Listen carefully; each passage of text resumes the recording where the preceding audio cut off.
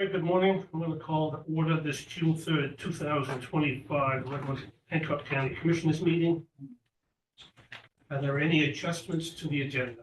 I'm going to I'll second move to that. accept the agenda as presented with the addition of 4B, add a discussion of the executive order listing Hancock County as a sanctuary. I'll second that. Discussion. Hearing none, all in favor? Aye. Aye. Aye.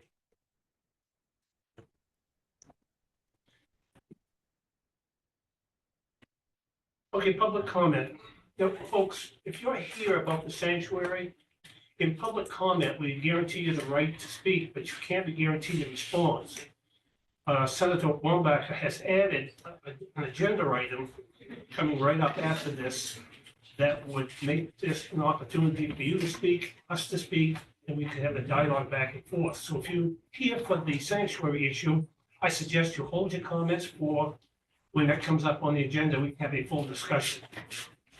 To the, just point of clarification, that will be a broad issue dealing with anything dealing with immigration. Well, it can be. Yeah, okay, I just don't want to clutter two sections Yeah, of it can the be. agenda. Thank you. So with that in mind, if anybody else has a public comment this morning? Hearing none, approval of the minutes? Sorry, just a second. I'm going to move to approve the minutes of the May 20th, 2025 Commissioners' Special Meeting as presented. I'll second that. Discussion, hearing none, all in favor? Aye. Aye. Now we're going to have the add agenda item 4B, which is reference the sanctuary designation. John, do you want to start the discussion? I mainly just wanted to bring it up because I had a lot of reach out from the community on it, and there's a fair amount of discussion within the commissioner's office about it, and some discussion with the sheriff as well about the situation. I thought maybe, Sheriff, if you could just kind of give us a little update on where it's all at and what your position is on things, so everybody kind of knows where the county's at. Certainly, good morning. I'll share with you what I know, and I'll also refer back to Jail Administrator Richardson to share what he knows about this. I have no idea where this came from, and I have reached out to Sheriff Joyce, who also was cited in this article. The good part of it is Sheriff Joyce is on the board of directors of the National Sheriff's Association.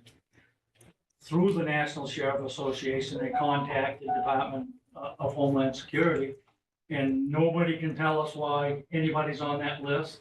Nobody can tell us who put the information on the list, and they have no issues with us. Timmy will refer to that.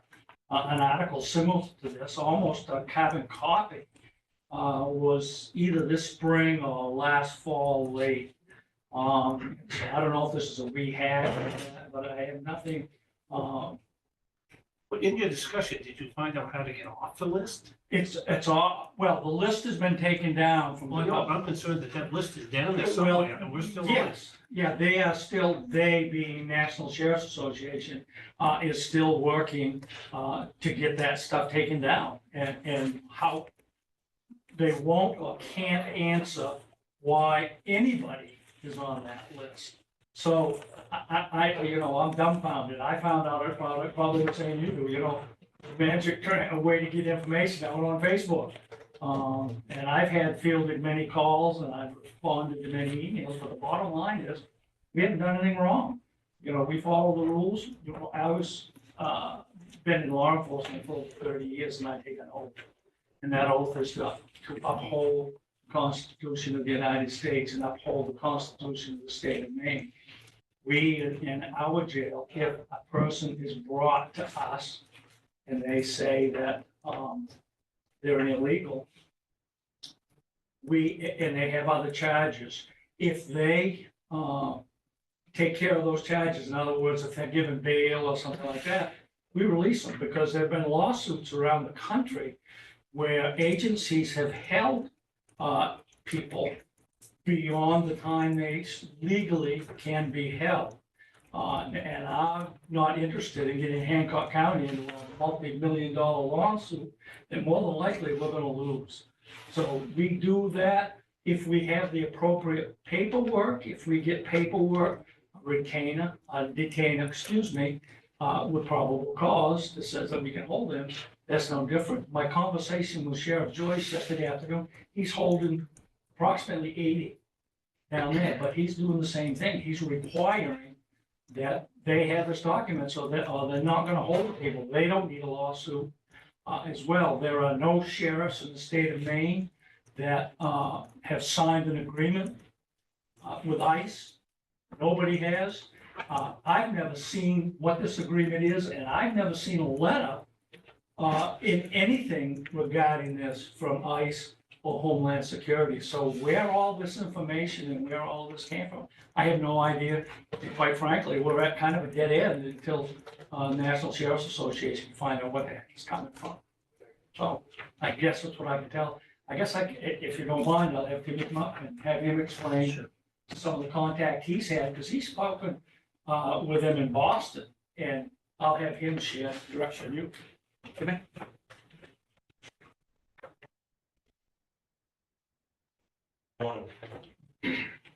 We work closely with all agencies.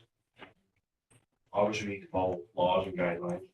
I've reached out to our local state agents, and down in Boston.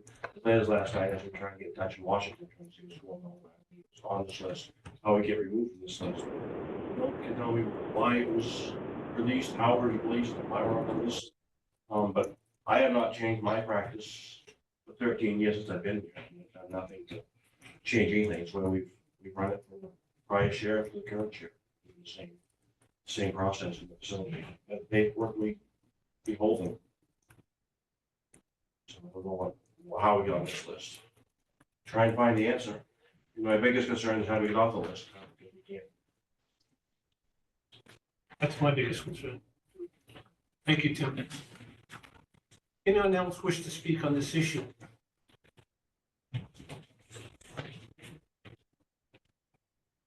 Good morning. My name is George Schelling. I live in Orland.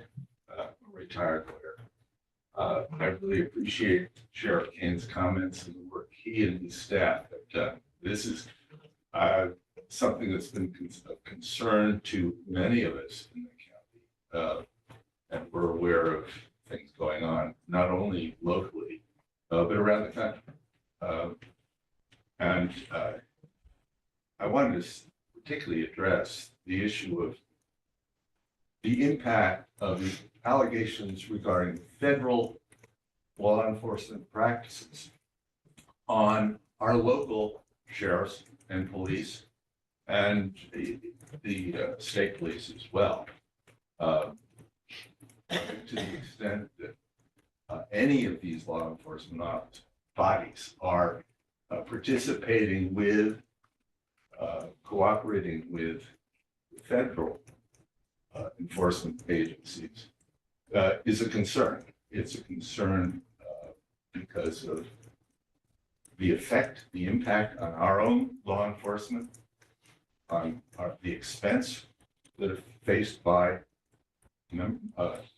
citizens of the county, and the relationships that the county police, I say broadly, county, state, local police have with our communities.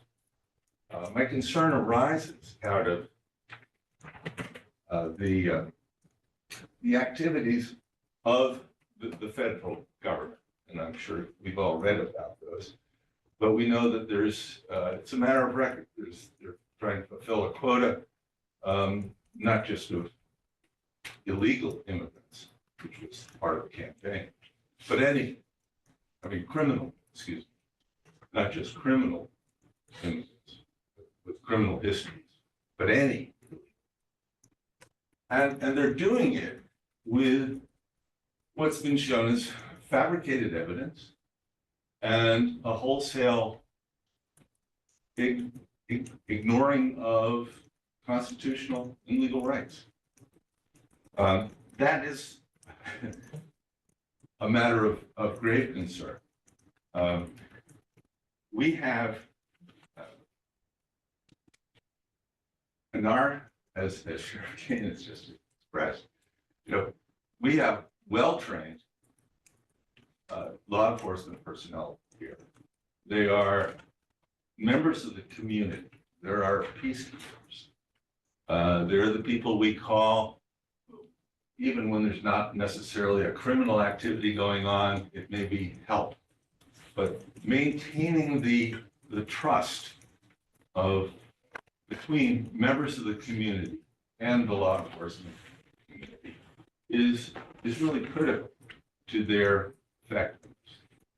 And as the sheriff referred to this, there can be legal problems when they fail to, when law enforcement fails to follow the law. And we're very aware that that's been the pattern on the federal level. And it strikes me that it's wonderful that the sheriff has done this work, and his assistant, whose name I didn't catch. But I wonder whether it could be, we could have a more of a even community forum, if perhaps a request from the Hancock County Commissioners would go beyond what clout the sheriff's office has to the feds, but also to involving sheriff's office and state police and some of the local police, Bar Harbor, Bucksport, to try to find out, so what's going on and what are the implications for law enforcement in the county. I'm old enough, I've lived through the follow-up to the Vietnam War, and police were, I hate to say it, I hate to repeat it, but they were called pigs everywhere. And it was a corrosive environment. It was corrosive to our values and our community relations and the effectiveness of police. And I hope that if I have actually spoken to the district attorney, I spoke to the former district attorney of my college about what might be done in terms of a forum. I know the district attorney is facing a number of heavy criminal trials coming up, and he's probably not in a position to convene a forum just yet, but he might facilitate that.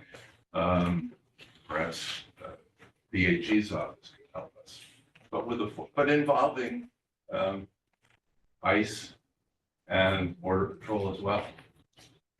See if we could actually get some kind of response and really lay out what the county is facing now and what it will face in the future. Thank you. There are several folks with their hands raised. Yep, okay. Anybody else in the room here this morning like to speak? I'll see what they have to say. I'll see if they say what I have to say. Okay, Sarah, allow somebody.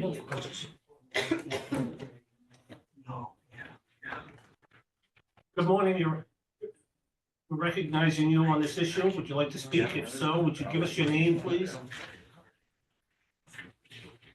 Good morning. Are you speaking with me? You're on the screen. We'll talk to you. Okay, thank you so much. My name is Moira O'Neill. I live in Surrey, and I appreciate the commissioners giving me time to just make 2 points on this topic. I too don't really know what is the source of the designation of the county as a sanctuary, but I do appreciate it and believe my first point that it confirms that this county is committed to following the law, and I think that that's just really important. And my second point is just to suggest that if there's any contemplation of challenging this designation, I hope that we're mindful of the fact that our county is just entering into the height of our tourist and farming season that relies heavily on visiting and immigrant labor in our workforce. that's already significantly hampered. There are very few businesses in our area that are open full-time and fully operating because of the limit of the workforce. And if we try to disagree or make a statement against this designation, it'll further limit the welcoming feeling that we usually extend to people coming here to work. We really don't want to be seen as a county that would intimidate people from coming here to work. All of the people that visit us, the immigrants that come to work here, have made this a thriving economy in the past. And so I just think that that's an important point to keep in mind as we respond to these kinds of categorizations and descriptions of our county. So thank you very much for the opportunity to speak. Thank you for your comments. Sarah, go to the next one. Edward. Good morning. My name is Edward Matthias Gamine III. Thank you, commissioners. I am a business owner and resident of Hancock. And I'd like to thank Sheriff Kane for his mentioning there of his oath that he took to uphold the Constitution. And I'd just like to briefly state that in the Constitution, there are rights for everyone of habeas corpus. And that is my concern when the federal government and its agencies in regards to immigration seem to flaunt habeas corpus. I, as a citizen, am concerned, and therefore I'm concerned with the role that county and local police departments either engage in or collaborate with federal agents that seem to be, as I said, flouting the Constitution. I would also like to second the notion of a forum, a public forum in a larger format. The district attorney maybe being the host or the facilitator therein, and inviting local and county police departments to come and speak to the public who are concerned. Thank you again very much for your time, and have a good rest of your day. Thank you for your comments. Is there somebody else, Sarah? Yes, Stonington Town Manager. Stonington Town Manager, good morning. Morning, all. Thank you, commissioners, for allowing this time to speak. I was really surprised, much like other people, the other day when I got an email on this. And for my concern is with Hancock County getting in this designation. And as I say, I'm not really sure if we're off the list or not. But, for us and many other towns in the county, we have millions of dollars worth of projects and everything else that's going on, whether it's water, sewer, housing, and, it's deeply concerning that we, don't know exactly what's going to happen if, those funding sources, either got cut off on it. It has huge implications for all of us. And, I'm just not understanding why, this is a federal issue. But, it's just bleeding into other areas that really don't have any, it just feels like we're being penalized. And, I hope the federal government can kind of figure out something with whatever they're going to do with due process, because I can't go to the bank and just blindly get money to try to finish what we've already got contracted. And there's a multitude of other things also too. But thank you for your time, and I hope something can get resolved. Thank you very much. Barb. Bart? Barb. Barb, good morning. You're on. Good morning. Thank you very much for this opportunity to address the commission. My name is Barbara Acosta, and I live in Trenton. I'm also a Unitarian Universalist, so much of what I'll say is grounded in my faith and our values of the worth and dignity of all human beings, as well as my personal and professional experiences with immigrants. I have two children whose father is an immigrant, now a U.S. citizen, but he had to go through all of the paperwork involved in becoming a citizen. And we have many family members who escaped from the civil wars in Central America, and some terrible tragedies, the earthquake that happened in the 90s and so forth, who came to the United States seeking safety and more freedom. Most of the immigrants that I have worked with professionally also are highly upstanding families who are just seeking a better life for their children. And frankly, all of those immigrant communities that I have been working with here in Maine and around the country, they're all terrified. And I was just talking to a couple of people yesterday who work with some immigrants in Bar Harbor who are afraid to walk out of their doors to go grocery shopping. They're terrified that they'll be picked up by ICE. And these are people who have legal status here, who have done everything right.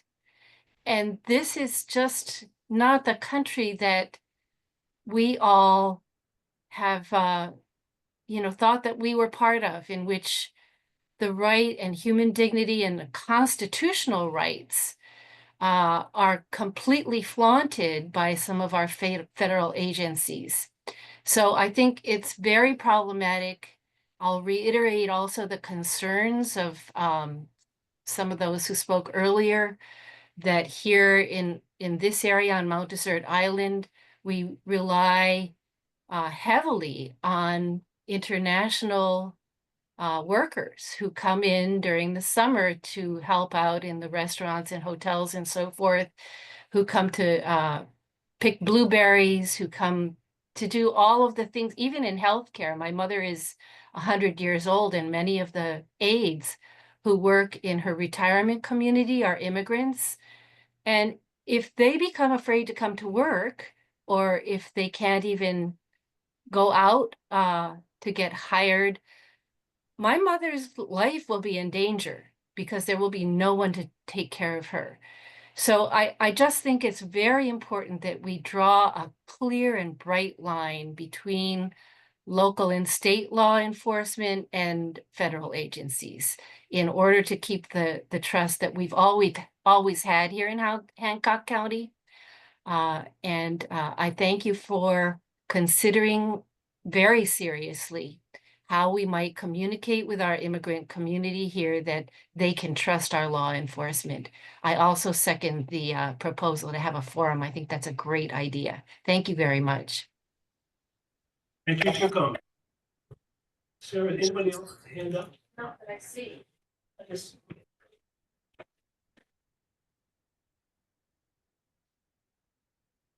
For your time today in bringing up this subject. So many people are concerned. I'm Joyce Shelling. I live in Portland. What I'm hearing from, I know a lot of people around Hancock County. I'm hearing from people who live in Hancock that their kids are asking when they're driving them home from school, what is that ice van doing? I've seen the ice vans in Bucksport. I have a friend in Bar Harbor who told me how freaked out everybody was with ice troops coming in the coffee shop fully dressed. I saw on TV the other day, or at least YouTube, of a favorite family restaurant in San Diego, where fully armed troops with faces hidden in their gear with their guns, machine guns, whatever kind of guns they have here, taking out the people who work there. And the people were stunned and they tried to stop it. But this is just terrifying us. So I just want to really urge, I think you as commissioners might have the power. The DA sounds like he's really busy. I don't think this should wait until he's done. And I'm hoping that you can get someone from the AG's office to come hold a forum for Hancock County or perhaps for the state of Maine, so that we know that our people are safe, all of us are safe. Because they're sweeping up people who are legal and they're not giving them a chance to defend themselves. So I'm really grateful to Sheriff Kane for saying that. But I am curious, and I'd love an answer to this. What are the papers? Are they sweeping up people with probable cause or just because they don't have papers? You know, in terms, and then who do they hold? Because I don't drive with my papers, but I'm not Hispanic. I mean, I have a license. But I'm just curious as to what are these papers that allow someone to be arrested by our local police or the ICE people? Thank you. And I really appreciate it. Is there anybody else who wishes to speak on this topic this morning? One more on Zoom. One more on Zoom, somebody? Jana, Shayla? Jana. Janet? Thank you. I'm Janet Robinson. I live in Mount Desert in Northeast Harbor. And I want to reiterate what so many people have said, that we appreciate the offer, the opportunity to speak, and we appreciate the exploration that's been done about how come we're listed, what the list means, what is our federal government doing. I also want to reiterate that we need to live out our values where we take that oath to uphold our constitutions, or choose deliberately to respect all the people with whom we work and live, and to protect them and their rights as well as our own. And that I really think that a forum that is public is really necessary for all of us to be able to bring this information forward about how we can protect people and make sure that their own rights and their safety is guaranteed. Thank you for the opportunity to speak. Thank you. Sarah, anybody else? That's all we have. Sheriff? I appreciate the comments and the input, and I just had a very, very brief conversation with George, gave me my business card. And I said, get a hold of me. This obviously is a hot topic right now. Let's get together, let's discuss what your concerns are, and I'll explain to you what we do here at the sheriff's office, how we handle business, and what we can and we can't do. So, hopefully, maybe I can persuade him to lead this charge to get a group of people together. But I'm more than willing to sit down with them and have a conversation. And if anybody is a commissioner would like to be part of that, we'd love to have you too. So thank you for the time. I think that'd be very beneficial. Speaking from experience, the jail and the law enforcement does not have the authority or the power to evaluate probable cause or to evaluate whether or not the information on the document charging this individual is accurate. They have to accept that at face value. And I think when you talk to the sheriff, I think he can explain to you the position that corrections and law enforcement is forced to accept because they don't have the ability to challenge some of the paperwork that's coming in, even if that paperwork was done improperly or illegally. So you kind of have to let them understand the perspective they're coming from and the position they're put in. But we really have, law enforcement has limited ability to sometimes challenge these documents that can only follow a process, and that's the best they can do. Thank you, Sheriff. Good luck to you. Thank you for your. Is there anybody else that wishes to speak this morning on this? Hearing none, we're gonna move on then. Miller, we have your monthly report. Anything to add? Excuse me. Nothing to add, other than we're all immigrants.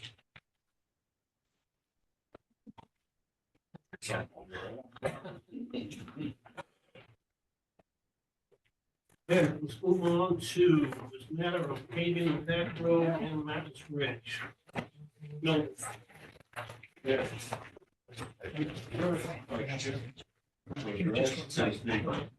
I'm gonna move to accept. Oh, excuse me, I'm sorry, no, just a moment. I'm gonna move to accept and file the UT's monthly report as presented. I'll second that. All in favor? Aye. Aye. Aye. Okay, no, I'm sorry, go ahead.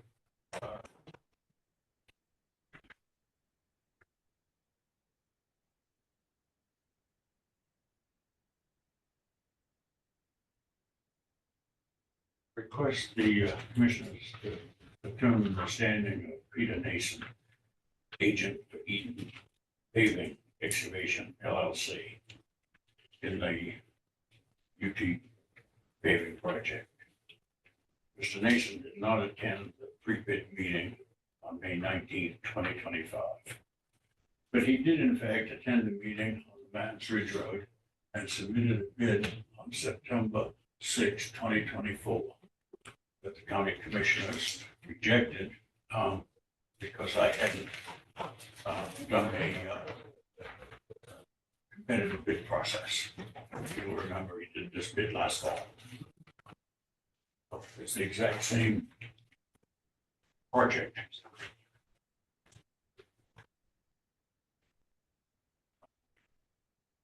Am I right that the other The other bid that came in, also didn't go to one of the sites that was being bid. So we had the pre-bid meeting on May 19th. We met at Mountains Ridge Road. B&B paving and streets paving met at Mountains Ridge Road. We looked that project over. From there, we talked about the back road project. Streets paving said they were familiar with it and didn't want to go up there. B&B paving was familiar with the project. He even knew about the stick holding up the rock. He said he'd go up and look at it. He knew all about it. And that was that. We did not go as a group to that site. Bill, as I understand it, it's on-site visits before the bidding, and now to make sure that they understand what the specifications are covering. Is that correct? That's correct. So we understand that Eaton Paving was with you last fall on the Mountains Ridge Tower, Mountains Ridge project. Yep. And they elected not to go up to Back Road. Streets and B&B elected not to go there with you. Yep. With the understanding then that whatever the specification said, you're expected to comply. So it strikes me as in totality, all the bidders here today, we have two bidders, both bidders have complied equally. They both attended physically Mountains Ridge. Yep. They both expressed an interest in or denial of, personal visit with you at that road. And they're bidding on equal footing. Is that correct? Is that a good? That's the way I feel, yes. Okay, All right, I'm gonna move that both bids are equally compliant with their bid proposals. I'll second that. discussion? Hearing none, all in favor? Aye. Aye. Aye. Based upon that, what action do you Yeah, want to? I'm gonna move to accept the bid from Eaton Paving and Excavation LLC for the unorganized Heritage Hancock County 2025 paving project. Item A for $154,180, and item B for $155,820, for a total of $310,000 to be paid out of the Hancock County WIN TIF through the road reserve account and road revenue accounts. I'll second that. Any discussion? Hearing none, all in favor? Aye. Aye. Aye. Peter, do you know Spencer Preble at P&M Painting in Hancock on the Washington Junction Road? Is the painting shop, just before you I get know to the sign, but I don't know the Okay. individual. The reason I'm asking is that he extends beyond the back road into Leadmount Pond. Okay. He's interested in talking to whichever paving contractor got this bid about perhaps paving the rest of that. So I told him I would let the successful bidder know. You can either, I'm gonna let him know that you were successful, so you can either get in touch with him or wait to hear from a phone call. Yeah, okay? I'll reach out to him, it's fine. Good. Okay. Anything more with regards to, when you gonna do it? You get the idea? It's the magic, I mean, magic question. this summer, though, right? Yes, this summer. This summer, Yeah. okay, that's the best we can hope for. When do you want to sign the contract? Whatever's, catch up with you after the meeting. Sure, absolutely. Does it require commissioners' signature or just a contract?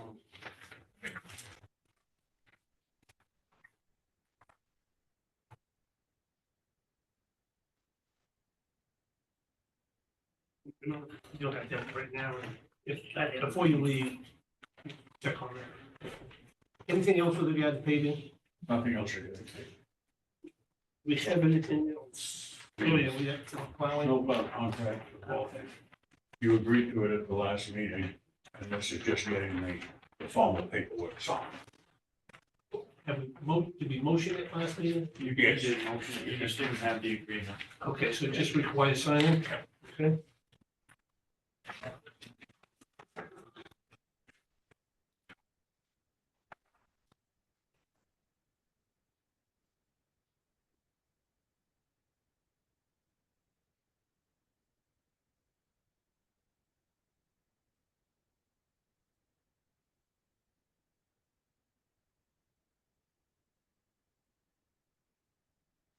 Bill, anything else from you today?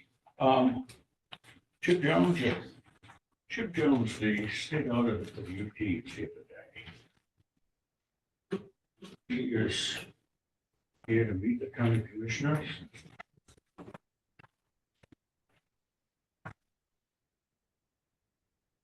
Feel like we've been called in the principal's office.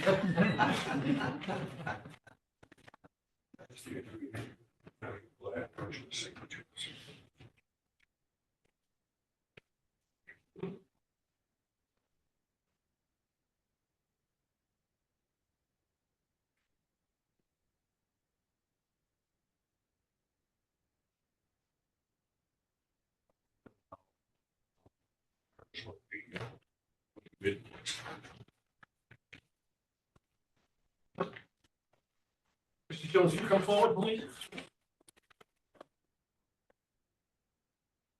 My name is Bill Clark. Glad to meet you. Harold Chip Jones. Chip. Nice to meet you. Good morning. My name is Harold Chip Jones. I'm a resident of Manchester, Maine, a little outside the county here, but I thought I'd come up. About 8 months into this position. Don't let the title with the auditor's office scare you too much. It's more of a home for the position than what I do here. Most of my job here is to help Millard and the UTs navigate through state government and get the services they need. I kind of work as more of like a town manager where I collect budgets, put them all together, and we put the cost component for all of the counties together for the UTs. Some of the things that I just want to make you aware of that are coming up is I'm currently working on getting a better education fund for UT students. They've been overlooked ever since they came about, you know. They don't get the same funding requirements that the regular SAU students or a regular municipality student gets. Another thing I'm pushing for is, and actually I spoke with a resident of Hancock last week. Their assessment has gone up, property value assessment. This year, MRS works as the tax assessor for the UTs, and they did what is kind of known as a real estate adjustment, and they just took like properties in the area and adjusted across the board. Unfortunately for her, she had no idea what happens with her money. She didn't know who to talk to. She has no representative, she said, you know, and it was trying to get them to understand that the commissioners of your county are like your select board. If you have issues, you go see them. You know, Millard is like your road maintenance guy. If you have an issue with plowing, you call him, because if they're not doing it to the spec of the contract, he's the one that can help you fix that. But just trying to get them to understand that everything that they do costs money. You know, she thought because she went to Washington for certain things, Washington County for certain things, that her tax money should go to Washington County. And I'm like, no, because Hancock is paying for that. You know, Washington is not giving those services away free to you. You know, that it's just trying to educate them where things are, how to pay their taxes, where to look for when your taxes come up. Another thing I'm working a little more closely with is DOT. And that's one of the reasons I wanted to come up and talk with Millard, is to talk about what DOT can do for the county's UTs. They do a lot for municipalities, and that doesn't exclude the UTs. They help with your road inventory. They do bridge inspections every year on overpasses in the entire state. They give you a report. They tell you what's wrong with it, but they'll also sit down and let you know what kind of maintenance program you should be on to elongate that bridge. Unfortunately, the way it sits right now, that when the bridges were turned over to the municipalities on townways, or what they call redundant bridges, the bridges were not paid for For any maintenance, it was left to the municipality, and the way the statute read is that the state would pick up 50% or 1% of the value of the municipality's tax, whichever is less. The state would pay the other share of it. And then down below, if funding's available. Funding is never available for really the UTs because they look at traffic.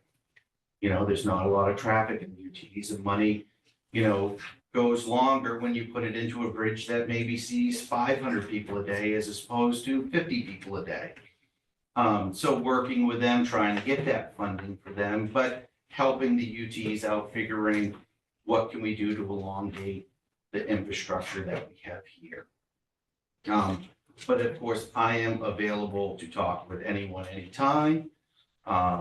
Whether it be a UT resident, whether it be a commissioner, Millard, I'm always available to talk and to help guide where we need to go in the future.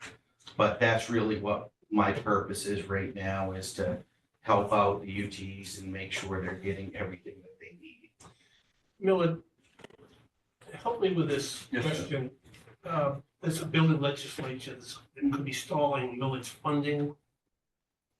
What am I talking about? Yeah, the municipal cost component.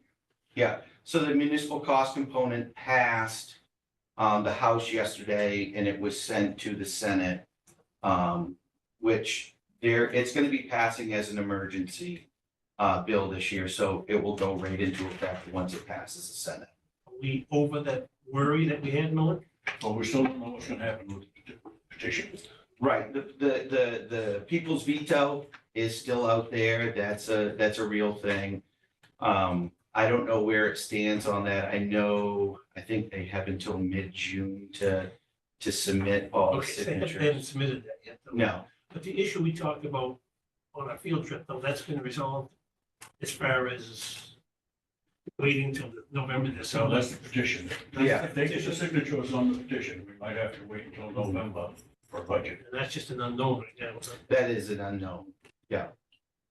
how, if they're successful and we're put off till December, how does UT function financially?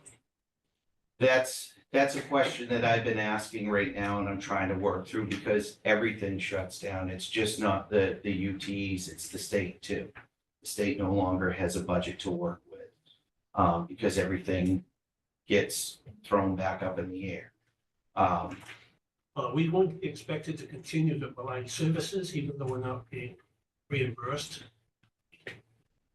There's a fine line. I think, in holistically speaking, if it got pushed to November, it's not that you couldn't be paid back in arrears on that. It's not like because you paid for, as long as it came about in that fiscal year that we're in, I don't see any reason why you couldn't be paid back in arrears for anything that you provided for the UTs. Once and if it's settled.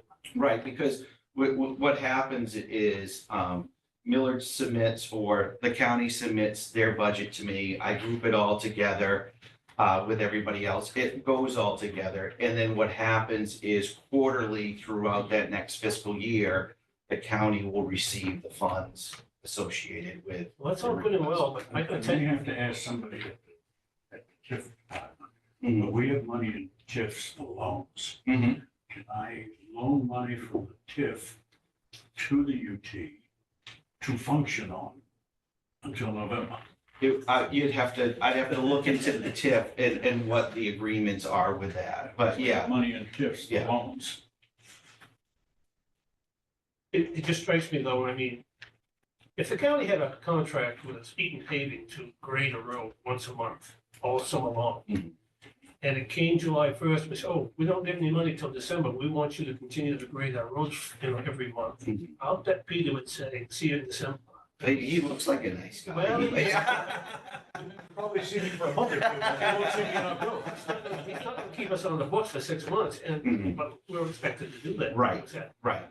And I am asking the questions to kind of feel out what is gonna be the proper protocol, because I don't think anybody really has gone through that process before. So there's a lot of unknown questions that are being scrambled to figure out right now. Okay. Gentlemen? Sam? All set? The, main revenue service revaluation. They're having a public hearing in Franklin sometime this month, for the UT residents in this area. I don't know the exact date, but I think June it's 11th, wasn't it? Something. I think so. Yeah. Has the reevaluation been done on Fletcher's Landing Township 8? I believe so. Yeah. Yeah. Did you see? And that's what the public hearing in Franklin will cover, those people in 8, 9, 10, Have you 16. seen the results? I haven't seen the results yet. They kind of holding it until they have the hearing? I think the property owners have got the notices. Every property owner's got the notice. Chip, thank you very much for taking the Thank you. time. We appreciate it. Bill, anything else from you today? That's it for the UT. Moving to the airport. Good morning. Morning, Leroy. We have Just the, a comment. We did have an airport advisory committee meeting this past week, and they listened to all the consultant firms. So we'll be having something show up in the near future on a recommendation on that. So, okay, so we have your monthly report. Anything else to add besides that? nope, that's it. All right, I'm gonna move to accept and file the report is presented. I'll second that. Discussion. Hearing none, all in favor? Aye. Aye. And the next one is the request for approval of the airport infrastructure grant. All right, I'm gonna move to approve the airport infrastructure grant offer project number 3-23-0006-062-2025 for a snow removal equipment building in the amount of $3,661,274 and authorize the chair to sign on behalf of Hancock County. I'll second that. Discussion. Hearing none, all in favor? Aye. Aye. Aye. So you should have got an emailed e-signature thing for that, Commissioner Clark, already. I think it was emailed to you on the 22nd. Okay. So somewheres you got one, and that's all I got. Very good. Thank you, Leroy. Thanks. Moving to emergency management. I think he was. Is he on? Yeah. He's out of, yeah. All right, I'm gonna move to accept and file the EMA monthly report as presented. I'll second that. Discussion. Hearing none, all in favor? Aye. Aye.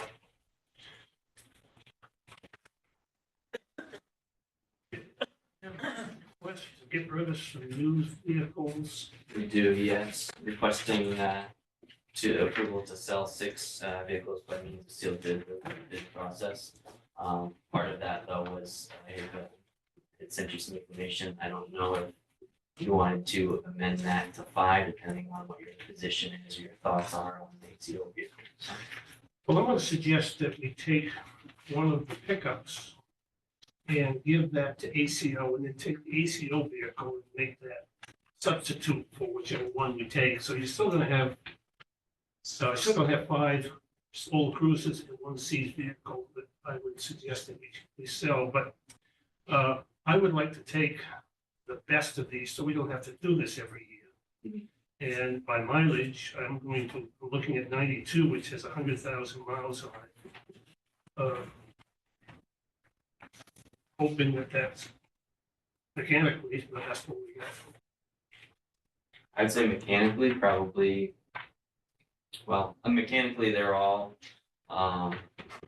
okay. I mean, some of them have their different quirks as outlined. If you guys are interested, I'd be more than happy to, or Commissioner Clark, more than happy to meet them downstairs and take a look at the trucks. Well, if they're all basically the same, I'd like to go with the mileage, and I'd like to remove 92 from this list, transfer the ownership of that to ACO, and then add the ACO vehicle to this list, and authorize the sale of all 6 of these with the ACO vehicle without 92. Okay, gentlemen, you okay with that? I'm okay with it. I'm okay with it. You okay, Sam? Have you got a motion? Yeah, I'm gonna move to approve the sale, 6 vehicle recommended by the sheriff's office.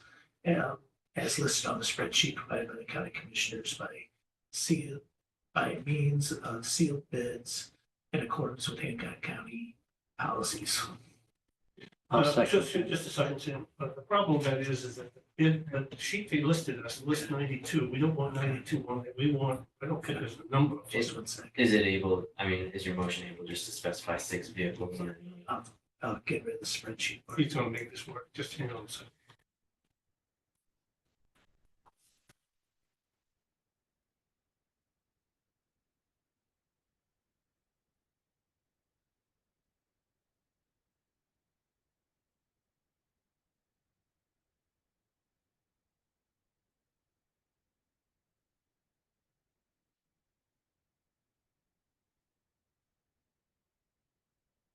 Just gonna say that we're gonna move to approve the sale of 6 vehicles recommended by the sheriff's office.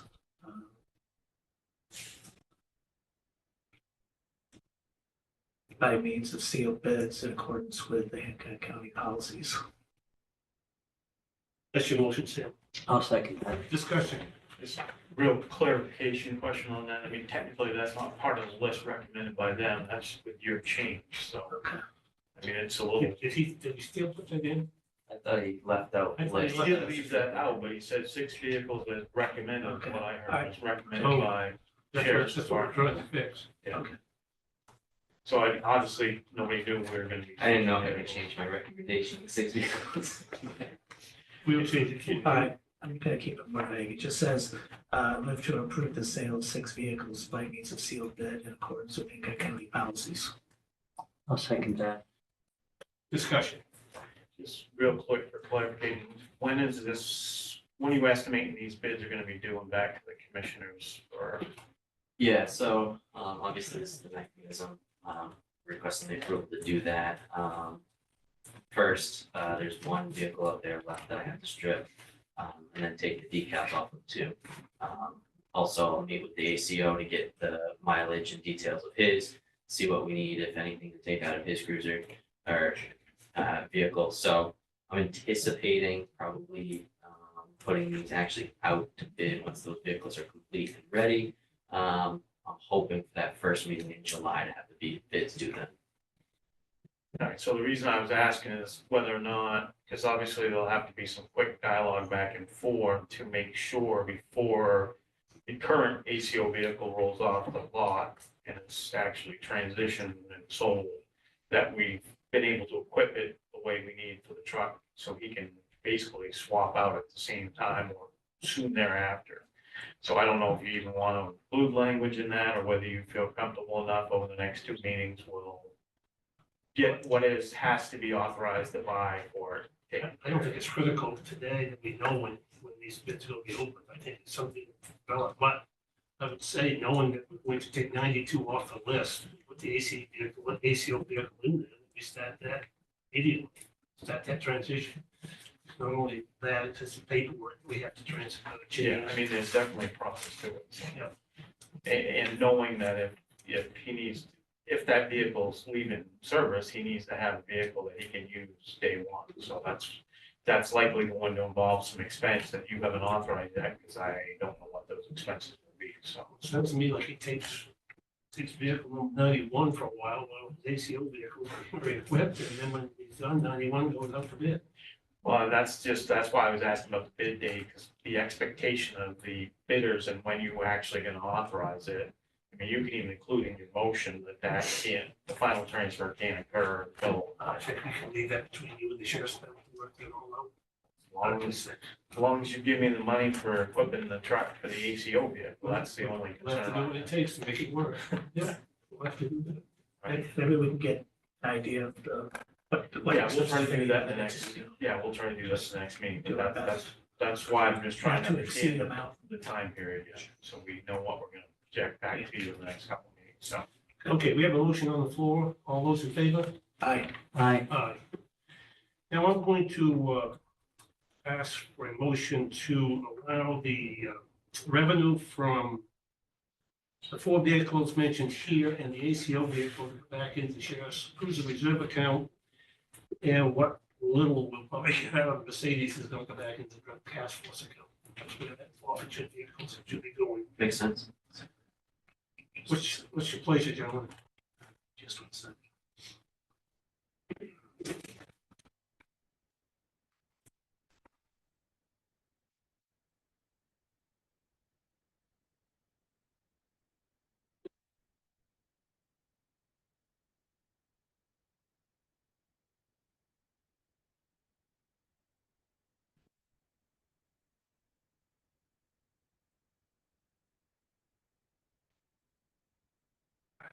I'm going to move to approve the deposit of the proceeds from the sale of the county cruiser vehicles and the ACO vehicle into G 3016-60 and the drug enforcement seized vehicle to 3013-50.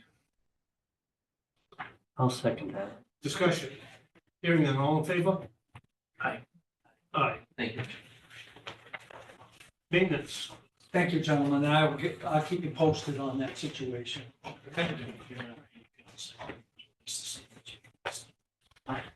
All right. Sorry. Morning, Dennis, we have your report. Anything to add? Nothing. Okay, Second file, the monthly maintenance reports presented. I'll second that. discussion. Hearing none, all in favor? Aye. Aye. I would like to request the approval to hire Brent Cunningham of Bucksport for the position of full-time janitor at the rate of $18.76 per hour effective May 31, 2025. Did you mention that he's from Locksport? Yes. Good. I just want to make sure everybody knew. So moved. I'll second that. Discussion. He hasn't started work yet, right? No. Okay. All those in favor? Aye. Aye. Aye. And this aid will allow him to start tomorrow. So appreciate it. Who's that this afternoon? That's right, Call but him, see if he wants to come in.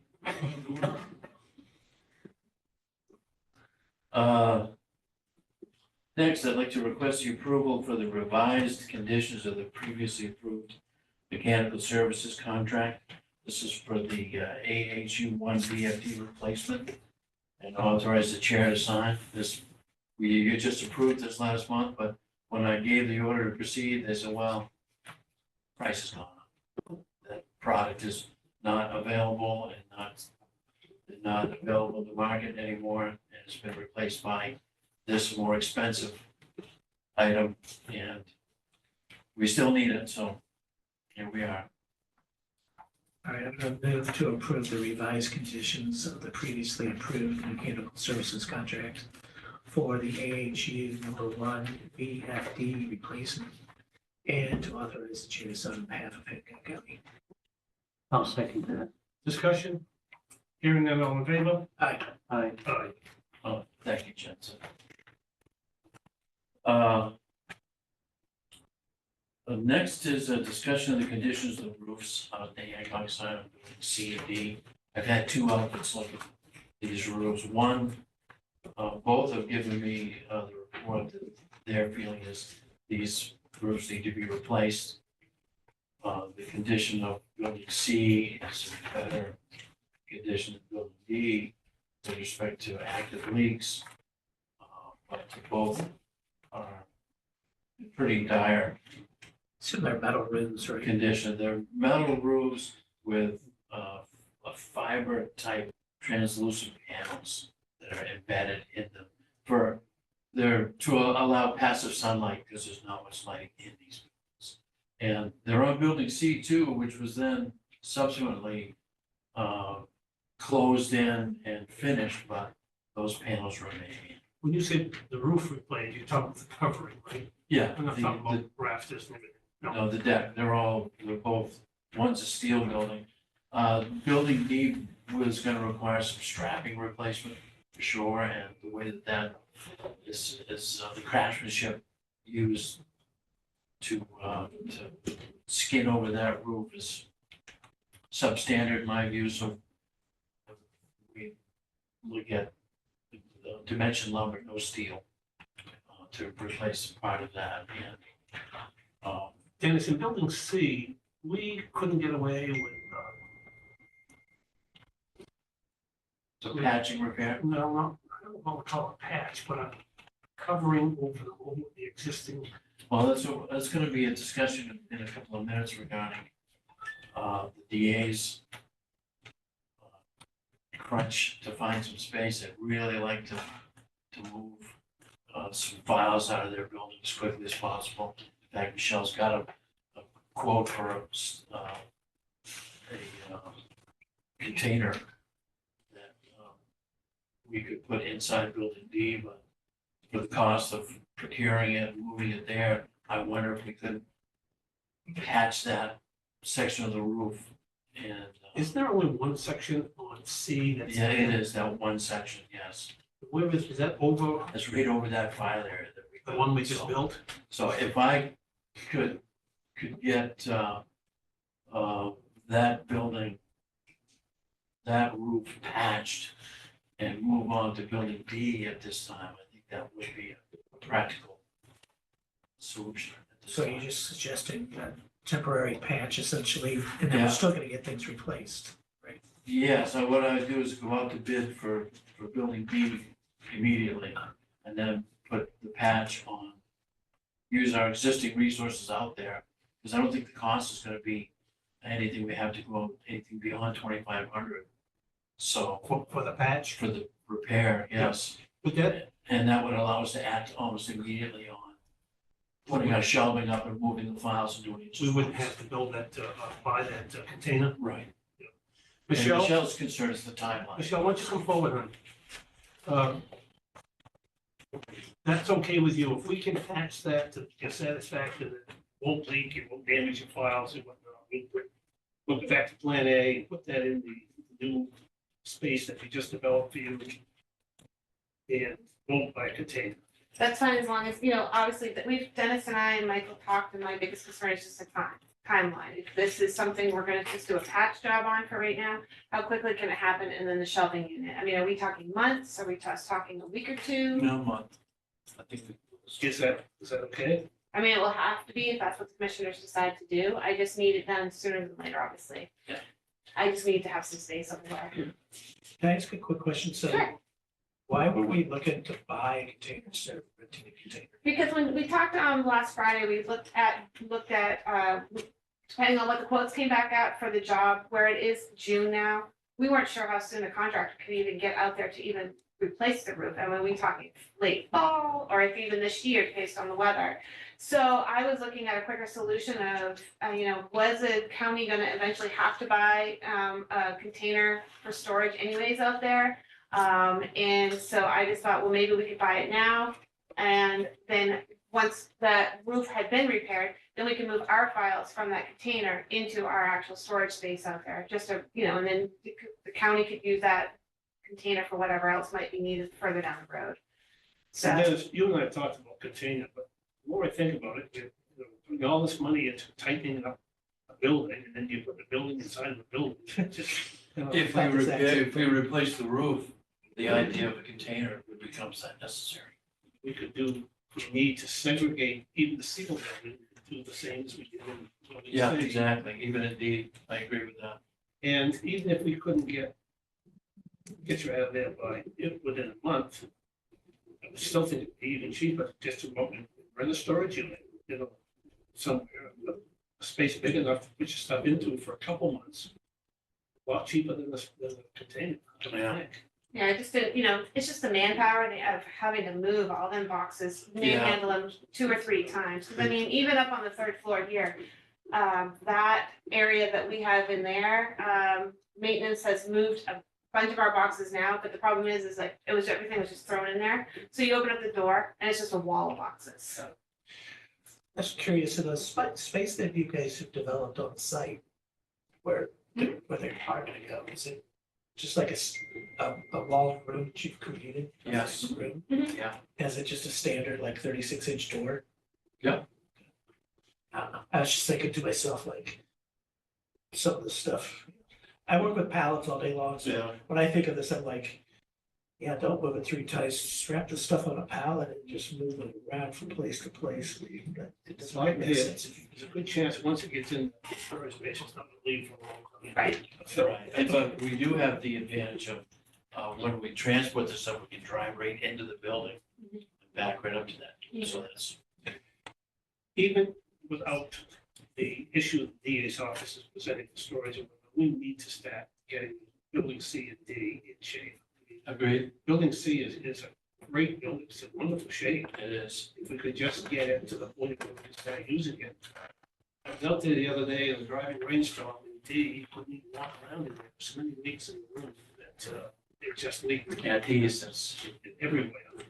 Yeah, and you've seen the way that roof is constructed, where they've got panels and strapping on top of purlins that they're spliced together with little chunks of 2x4s that really. Any idea what the cost is that's gonna be for replacement in this? I've got some cost information, but I don't want to compromise the bid, the process. And I can give you a generalization of around 100,000. And that was for both. Have they got the back wall fixed yet? Today, they've got this reframed, they're putting the skin back on it today. Yeah, good. What do you need from us today then? If this is the way we're gonna proceed, I would, seek permission to go out to bid to re-roof building D. Well, yeah. You can take care of C yourself with your present budget, correct? I think that we can provide a weather-tight repair on that roof and, buy us some time. If we did maybe one this year and maybe look at doing a resurface next year, the year after. Are you covering the cost of the shelving in? I am. In that, okay. And that's going to stick built? Yes. And that's only gonna be around $500 for the whole thing. Yep, good. All right, I'm gonna move to approve the facility director issuing an RFP to replace the roof on building D at the Hancock site. I'll second that. Further discussion? Hearing none, all in favor? Aye. Aye. Thank you, gentlemen. Next is a request for approval for the dark fiber contract for the IT backup at the Hancock site and authorize the chair to sign. Now that we've got internet service planned out there, but that is a cost that is being covered under what you've already appropriated for funds, and it's less than $2,000 a year or right around there. So that is not a concern, but this is that dark fiber installation and monthly maintenance fee that will serve the IT backup site once that's up and running. And the construction of this and the payment might not take place for a few months now until work begins at the site. But the consolidated has to seek a railroad easement and other construction easements to get their fiber along those back poles that were the ones that were installed for us, were pulled when the Jordans took over and reinstalled for us. They don't have any of that infrastructure up there. So they want to get those things going, and that. Are these going on three-phase poles? Yes. Yeah. And this is the cost, was that we were intending to request it to be paid out of ARPA funds. But of course, that was all pulled back and placed into. Is this part of the EOC It construction is. fund? It So is. it's part of that, the money's already been approved. Yes, the way we get the billing done, I think, is gonna be something that we're gonna have to work out in a way that is in compliance with I mean, ARPA rules and, well, from where we just can't pay consolidated out of the ARPA funds. They've got to come out of these two contracts, I think, that we have, where the money's secured, but these are questions beyond my pay Is grade. this an internal issue, finance department, is that what you mean? I'm currently confused. So Yes. the question I guess would be is the only money you have for the EOC, other than the, what, 25,000 was set aside that hasn't been spent, is those contracts for services that you have for both the engineering and construction. So that really ultimately is the question, is was this included specifically in those contracts? And if so, then they would have to go through Charles and them, and his company, and be included underneath their work. So then that question becomes again, does the owner of the property have to sign it and then it gets billed to him? How we work that out, I guess. Yeah, But is it part of that actual project? I mean, is that part of an expense that we planned on coming out of the total amount that we gave you? I say yes. And Well- it was, Well, Charles Early would have to say. and he agreed, his original estimate by Kyla Magnuson was a comprehensive one that included everything down to the curtains in this building. And this is an infrastructure piece that was planned, was part of Chuck's original coterie of prices that he got for equipment, the necessary and hookups that are gonna be necessary for his. So if you weren't here today, would Chuck be here at some point later asking for the same thing? Yes, Okay, yes, so you're just, you want to get this in for the security aspects, right? yes, so we can get the ball moving with their, Cameras and whatnot?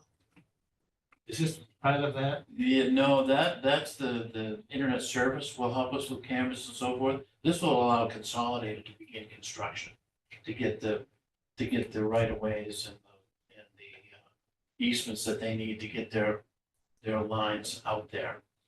Yeah, so if I When the time understand it comes. correctly, they're not gonna start the easement process until they know they have a contract. Right, that has been authorized by. So is the contract this 4,000, whatever a month? Yep. Well, I don't know how you could put a reoccurring charge through ARPA. but- Well, with the original strategy was to pay a year in advance. And then we talked about more than a year in advance at one time, but that was scaled back because it has to be, the funds have to be dispersed within that timeline. Well, I would like to make sure really that Charles Early knows that this is part of his agreement, because that's a big slug of his contract.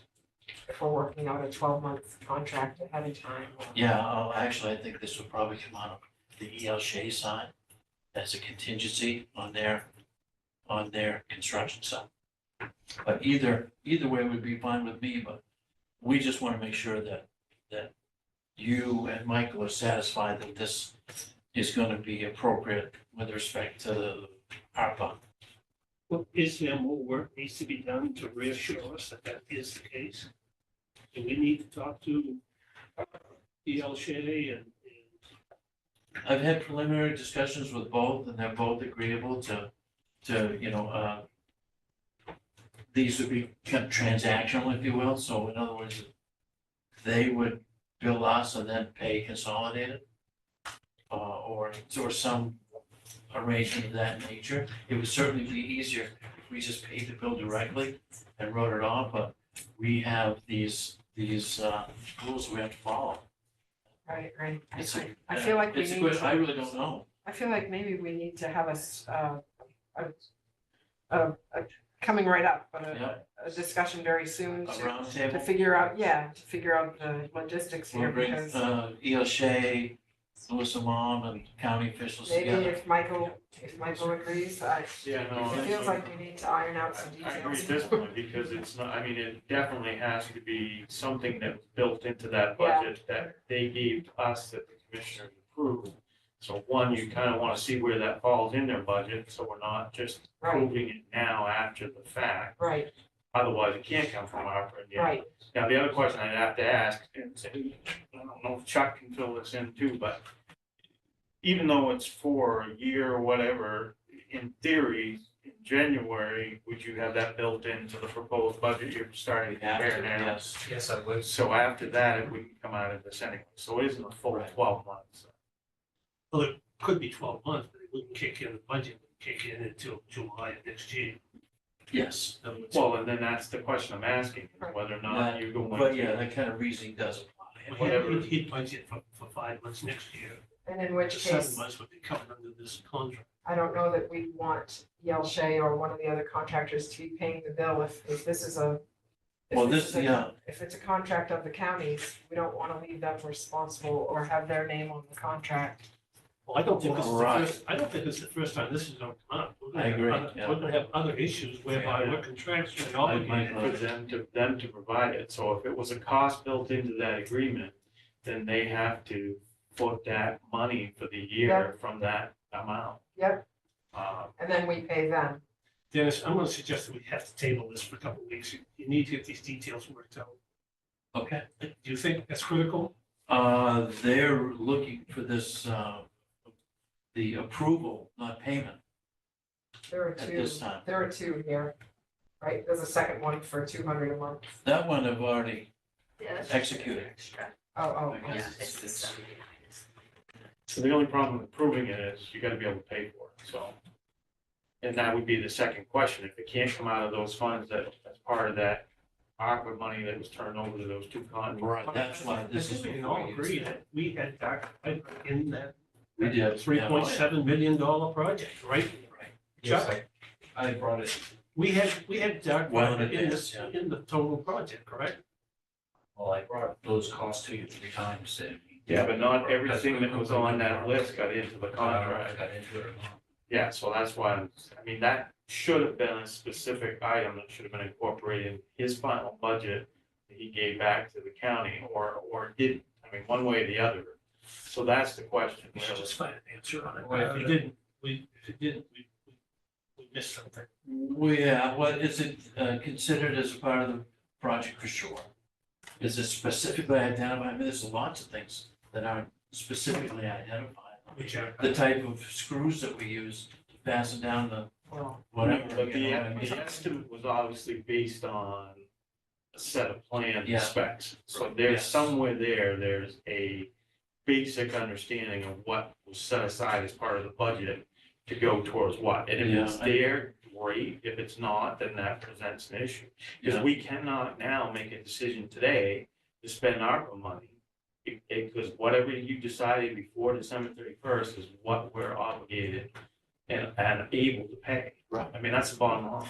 well, So, ARPA, we got $1.7 billion worth of ARPA funds dedicated to this project. yes. Right, So so the we, question simply is that, does Charles have this in his Yes. project? built into that, yeah. If he does, it's going to go. If he doesn't, we gotta talk about where we're gonna come up with 50 grand. yeah, okay, let's table this Either until meet we. once more in between or get additional information and have it for the I could, next. you know, I think you get a pretty good handle on what we need from Charles, so I believe so. yeah.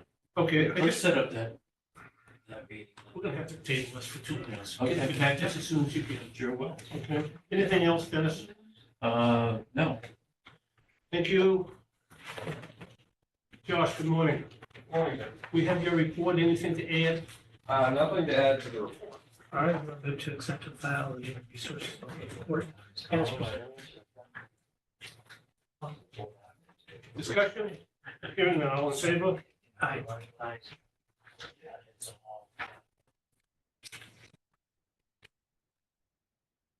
We have a policy you'd like us to review. Yeah, so I just wanted to touch on that briefly, sir, and answer any questions that you might have on it. Really, the two things that we're trying to achieve with this is just have our policy match what the departments are already currently doing, which is conducting a background check before someone is officially hired into Hancock County. For some of those more advanced law enforcement positions, they're already exceeding the minimums. So this is more for those departments that may not be requiring it this time, just so that our policy matches what we're currently conducting. Consistency, unless Consistency. Consistency, right. And the other aspect of this is adding in a standardized hiring checklist, which is going to add transparency between the departments, HR, and the commissioners on the individuals that we're bringing into the county for part-time. Well, it appears to me that two checklists that you have developed are simply working documents between your office and the other department heads. It doesn't require our approval. Do you think? It doesn't require your approval, sir. Basically, what it does is it gives the commissioners a chance to view the people that we're bringing in. Obviously, all those documents we can't submit along with it because of privacy laws. But it gives you a chance to see a snapshot of people that we're bringing in so that you feel that you're part of the process. If that's something that you're interested in.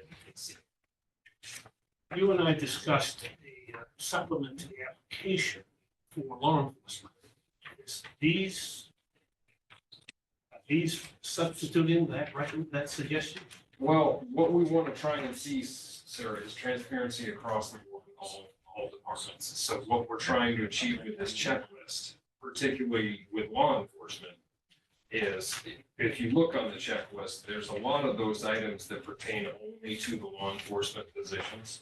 So what happens is when this is completed between the department and HR, it gives you a chance to know that all of these pre-hire checks have been done before that individual has been hired.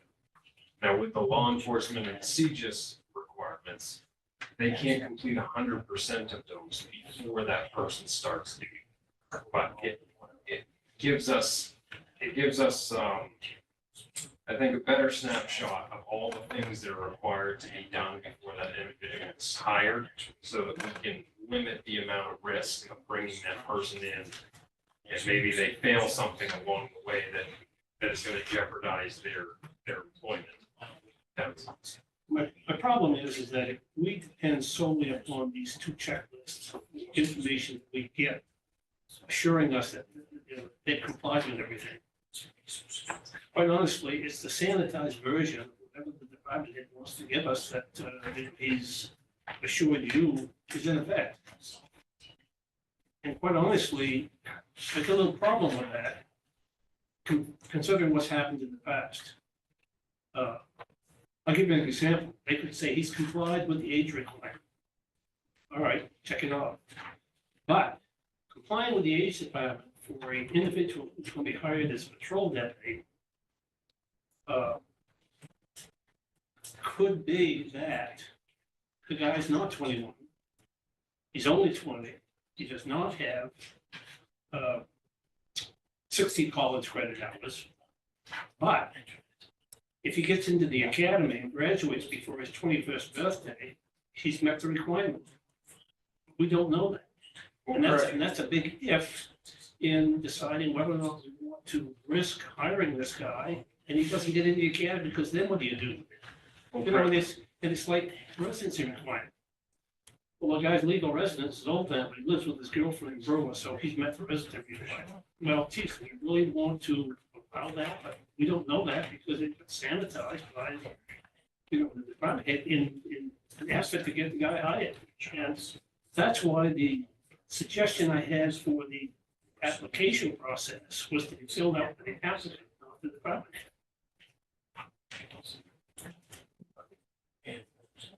Well, I understand that, sir. I think that's why I added some blocks to the pre-hire checklist so that we could specifically address some of those age, education, and essential job function requirements. Those are things that I also verify, sir. It's not just that we're taking the department head's word for these things. This is a shared partnership between me and the department head, or the designated hire in that instance. We're both shaking hands saying that all of these pre-hire checks are done. We're not just. I don't want to put you on the spot. But if the sheriff's office said to you, I've got a 20-year-old applicant, he doesn't have the 60 hours college credits, but I'm going to get him in the academy because we're going to hire him in mid-November. I'm going to get him into January 1st academy. He's going to turn 21 before he graduates, which is permitted. Now, were you going to check off that he met the age requirements? If he's not currently that age, then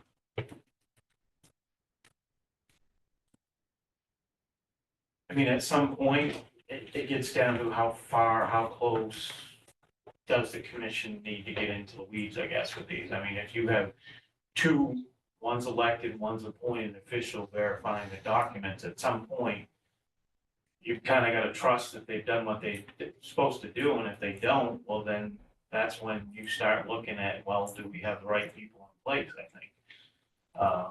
But much of that information, you're probably not gonna be able to necessarily see, because so far, nobody's told us that the commission themselves, depending on the documents, can see everything.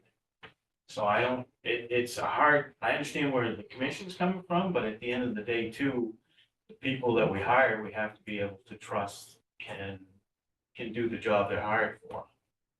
So if both of them, and that's why you put a signature line for both of you, correct? Is basically if both of them are signing that, they're basically attesting to you that these are correct and done.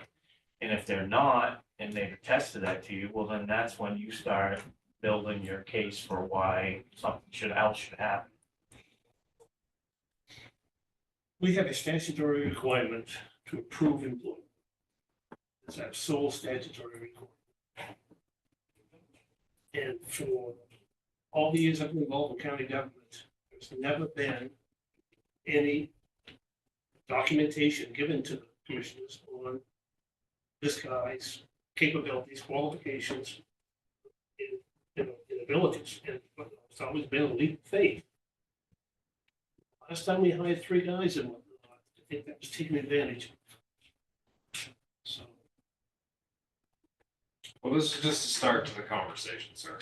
If there's additional changes that the commissioners want to see, then this doesn't have to be the final document. We can go back and forth and continue to work on something else. But in particular to the law enforcement positions, there's a tremendous amount of risk that I'm assuming as well with HR, because I don't even have access to a lot of the pre-hire documents because of privacy issues, the psyche battles, the things they go through when they're in selection. I don't even have access to look at those items. So because of privacy laws, there's so much of that that we can't submit to you for review. So yes, there is a tremendous amount of trust when we're bringing these individuals in. But when I met with law enforcement in particular, and I asked them, how many hires have you had in the last 5 years that have failed requirements or you've had to let go? From what they told me, there was only one individual that fell into that category. So that's not enough for me to say that there's a hiring issue in particular with any department at this time. So I think we should continue to work on this through the following months. But at this time, I haven't seen enough of a hiring issue that we've had to recommend any serious changes. I have no problem with what you're presenting here today. Okay. As far as this is concerned. I'm still concerned that when we're asked to hire somebody, didn't get the information that I'd like to see before I hire them. But I'm good with the way it is right now. You guys need to fine tune it. Come up with other ideas to think that would improve it. Could be a working document. I mean, you certainly can recommend department heads provide you with, some type of statement or effect or whatever it is. If you want to know what they have qualifications, you could ask them to provide, saying they're certified, not certified, will be certified, whatever the case may be. Again, to the extent of public information restrictions, or even from the other department heads. I mean, you could ask us to provide to you qualification justification, but in some cases, we'll say they have experience or don't have experience. For some of the ones that aren't law enforcement, but there's no requirement that they necessarily have to. Sometimes we have to pick the best of what we're given, so. But if you want to have department heads provide you with a more segmented, kind of specific type of thing, then I mean, that's just a matter of communicating it to us to turn around and communicate to them. I mean, we're not trying to put up roadblocks here. This is actually just trying to get you that information to say, 2 people that work for the county are testing that this has been done and that they meet the requirements. And again, if they don't, then that's, a personnel issue that we need to start looking at. But Is this a general checklist basically for all departments? Some of the stuff is more specific to, It is, really the top three areas are really centric to all the departments. Most of the ones you see at the bottom are simply law enforcement, jail related. Those who need the advanced CJIS access. That's where the bulk of this checklist is pertaining to, because that's where the most amount of risk is with hiring. We're talking about the pre-hire checklist. Yes. Yep, so.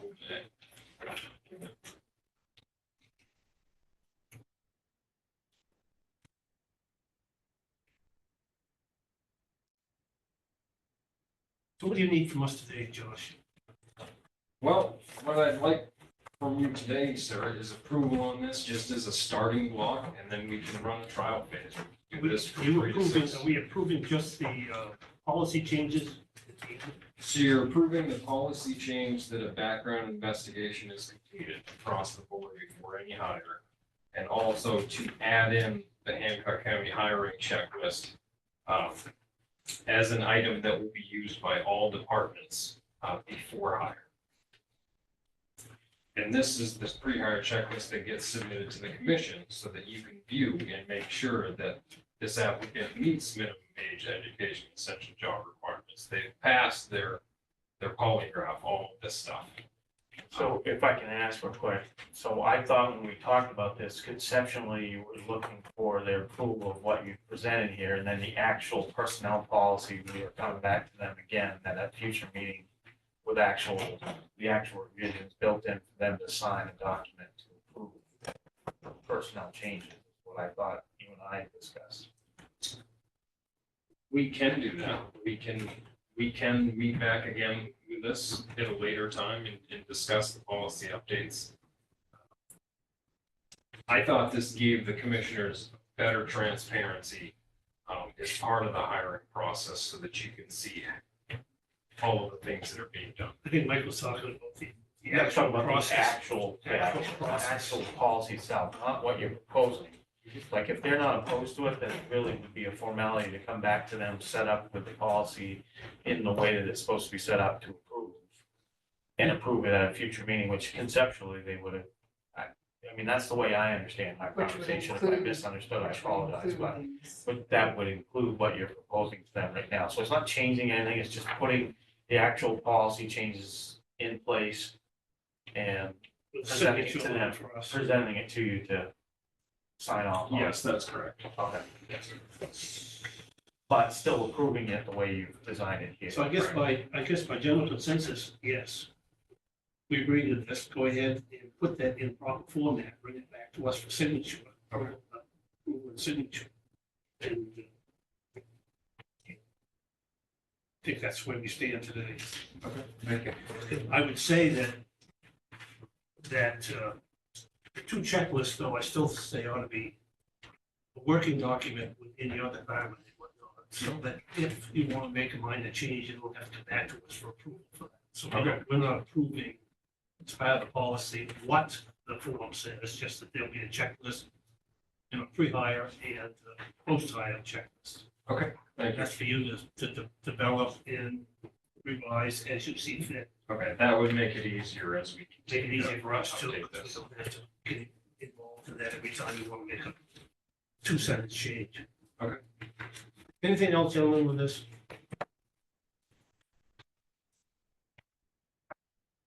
Josh, all set for this? I am, thank you. Thanks.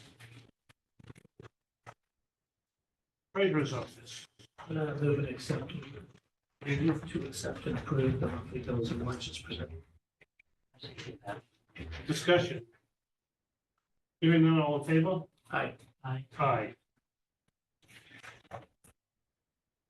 We have a bunch of transfers. What we're doing is taking this out of last year's budget reserve account and putting it into the G account. Yes, that's right. I'm gonna move to approve the fiscal year 2024 EOY Department Reserve account transfers as presented. I'll second that. What you're doing is you're taking all of these, lumping them all together, and they're all approved. Okay. Any further discussion They will need your signatures. on each individual? Hearing none, all in favor? Aye. Aye. Thank you. Are we up, okay with C, cover C two? Let's move to approve the department revenue and expenditure summaries through the end of March 2025, Q1 2025 as presented.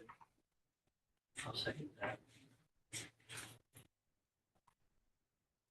So those are the reports that she actually printed out to show the first quarter of this year. Your motion was just to accept those? Yeah. Yes, just like a great department head report. You seconded that. Further discussion? All those in favor? Aye. Aye. Thank you.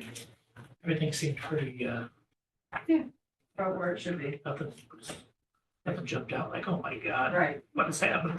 right. All right, that's a good thing. I may be asking for that again. Oh, mid-fall, we could see before the end of the year. Yeah. Departments that might be. It'd be nice if I could, if all goes well, if I could do it on a quarterly basis. It's always my goal, but I don't always get there. I don't know how they did it. We used to get one of these every commission meeting. Years ago. Remember that? And quite honestly, it was a waste of time because you couldn't, it's too much to digest Yeah, every yeah. meeting, you know what I mean? Yeah. So, Well, if you're good with it in the fall, when. well, it's time to look at it, Yeah. that day, I mean, look at it December 15th, too late. Right, You know, so, okay. And even with budget season too, that still allows you to gauge some of those decision making. Yeah, and a lot of the numbers will start showing up in the budget worksheets as well, so. so where are we on 10? So, I mean, long story short, we were ready to go after you approved putting it out to bid at the last meeting, essentially sending it out to financial institutions. Attorney Pittman from Eaton Peabody then said to me after I said, we're ready to go, here you go, you know, can we make this timeline work? He sent back an email and said, oh, I'm sorry, I forgot to notify you that we're now in the process of basically taking our business out of business, basically. So that he could not, even though we had discussed it before, the timeline of when they're going to basically decommission their whole firm, it wouldn't allow them to take on, quote, a new project like that. So he gave us like 3 or 4 different people recommendations that Monica reached out to them. You have in front of you, well, now 3 because Pretty Failure, he just provided their but proposals in front of you. Basically, since before you had approved the hourly fee of Eaton Peabody, we didn't feel like we had enough justification to be able to just on our own go ahead and start choosing the firm and pricing them out without at least having you to have an opportunity to review the information. So the new one, right? That's the new one. So that's one that came in this morning. I spoke with Cameron Ferrante on Friday, and he just sent that information this morning. But we also have in the packet, I think, is pricing from Drummond Woodson and Bernstein Shore. So this one, we don't really have like an estimate of what. No, Yeah, you don't have an they just gave estimate the of hourly like, rates. and that's the drawback. Which one? That was for the Let's just The get one they just I came guess out. an estimate. Pretty Failure. Do we have a paragraph down here with rates? There were rates, but not a set amount. But not like a cap. The other ones provided you with some sense of like either one was a fixed amount, 3,600 with all the bells and whistles, including sending the RFP out. And then this one was like an Drummond. estimate of like not to exceed 1,500 to 2,000 basically for the Drummond Woodson one. The Drummond is the lower of the law. So I'm gonna move to engage Drummond Woodson to provide bond counsel services for the county's TAN, not to exceed $2,000. I'll second that.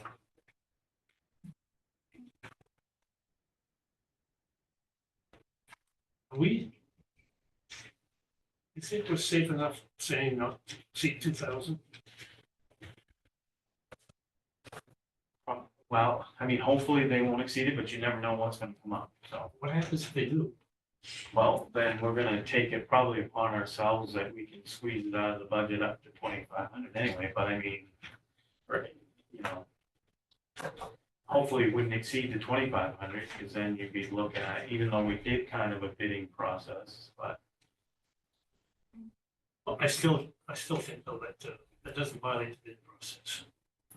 No, not the way it's been done. That we were told it's under 2,000, 2,500, it exceeded, that's not a Yeah. violation. So anyways, I agree. okay, any further discussion? Hearing none, all in favor? Aye. Aye. Thank you. Thank you. Okay, Dennis, do you have anything else?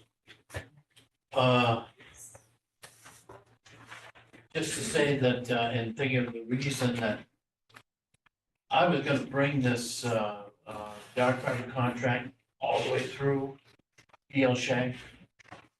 But the reason I brought it here because, we are the client and I didn't want them signing an agreement with them. I thought it was appropriate that Hancock County signs the agreement with Consolidated. Well, I think you're right. If EL Chase is, we'll pay for it, you guys sign it. That's really. But we need to, I think Michael's right, we'll have that discussion with them to get this, because you're exactly right, also, this is not the first time it's gonna happen. No, The only reason I'm asking if you're all set is that we're going to into executive session. I didn't want you waiting around for, oh, you're in the executive session. You are the executive session. So he should wait around. He was hanging until the end just because he loves to be here. I don't know who I thought was. Senior moment. What's your pleasure? I agree, Dennis. I apologize, but if I had a little bit of notice earlier in the week, I'd have ironed out those details for No, for today's meeting, so. Yeah, So one of the issues concerns I have it's is kind of a prototype. listening to the secondary conversations that were occurring Yeah. afterwards, as well as that I think department heads have to understand that what they gave to the commissioners for their budgeted items was not everything that got incorporated into the final agreements with both Right. those other entities. So they didn't get everything they asked for, and I thought that was clear, but so there really should have been some type of breakdown in that proposal that kind of scoped out what was part of it. Now, EL Shea and You mean at least the nuts and bolts. if they're okay with it and they say it is, fine, but that's with the understanding that that decreases the amount. So at some point, you know, we only have that fixed 1.7. So if you spend it here on IT, but it was really intended for an actual construction Right. component over there, Right. well, you're taking away from one or the other. So for any of these that we do that, Charlie as the agent and then really ought to be providing us with something to say, yes, this is within the scope of Right. of the budget we provide. So you we proceed and under- authorize under expenditure. the, right, auspices of that contract, Yeah, one or the other. basically, that's what I think. Yeah, I Yeah. agree. Yeah. Okay. Yeah, I'm ready. All right, I'm gonna move to go into executive session as permitted by MRSA Title 14056A for exempt employee evaluation slash facilities director. Walls. Discussion, all in favor? Aye. Aye.